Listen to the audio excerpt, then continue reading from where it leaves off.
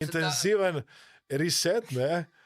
In jaz sem bil res obseden s tem. Obseden s tem, da sem reprogramiral najprej sebe in ko sem ugotovil, kakšne učinke je imelo to na meni, prvič, spanje je bilo povsem drugačno, potem so se začeli kazati rezultati na področju zdravja, na področju kariere, mislim, praktično celo kolo življenja je začelo se izboljševati, sem potem rekel, wow, zdaj je bilo fajn, da še komu to predstavim.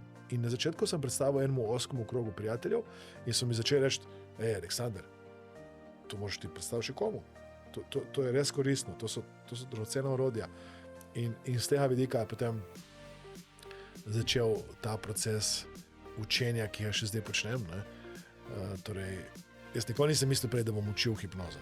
Nikoli nisem mislil prej, da bom predajal to znanje s tako vnemo, navdušenjem, navdušenjem. Ja, ker še danes verjamem, da je hipnoza meni rešila življenje.